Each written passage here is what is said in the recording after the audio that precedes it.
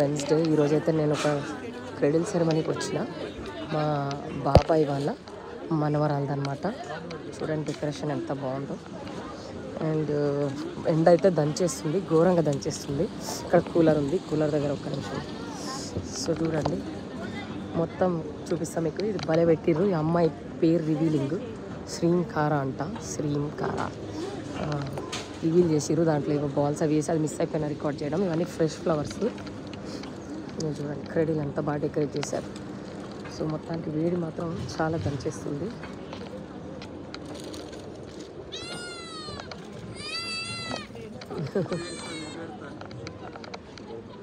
ఆయన తాతయ్య అనమాట, మా బాబాయ్ ఫాదరు, గర్ల్ వాళ్ళ ఫాదరు.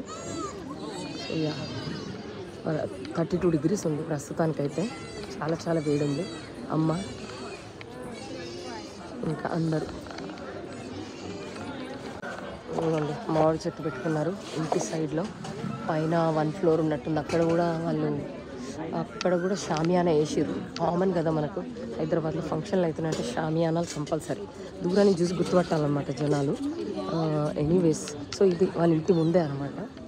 సో ఇక్కడనే ఫుడ్ కూడా అరేంజ్ చేసేసారు. సో అమీన్పుర ఇదైతే. ఇక్కడికి రావడానికి మాకు గచ్చిబౌలి నుంచి 30 minutes పడుతుంది. Traffic was not that bad, బాగానే ఉండింది. మేము 11కే వచ్చేసినాం కాబట్టి 11-11:30కి నాకు మాత్రం బాగా మళ్ళీ జలుబు అయిపోయింది. I don't know, water change, food change, I don't know what else అది. సో మళ్ళీ ఇంకా ఫుడ్ కూడా తీయాలి కాబట్టి let's stop it here. It's too hot.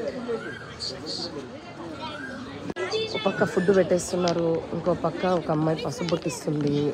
చుట్టాలు ఎవరో, తర్వాత పెద్దవాళ్ళు ఎస్పెషల్లీ మగవాళ్ళందరూ వెళ్ళిపోయారు స్టేజ్ పైకి దీవించడానికి, బేబీని దీవించడానికి, అట్లాగే ఫొటోస్ దిగడానికి. ఫుడ్ కూడా ఇక్కడనే వండిచ్చిండ్రు. ఇవ్వండి ఒక్కొక్కరు వెళ్ళి దీవిస్తున్నారు. ఈ లోపల మనం ఫుడ్ తీసేసుకున్నాం.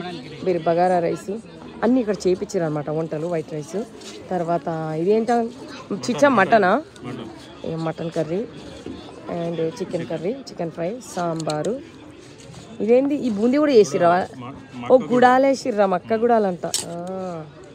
ఓకే, యోగట్ అండ్ పెరుగు, పాపడాలు. మళ్ళీ ఇటు సైడ్ వెజ్ అనమాట.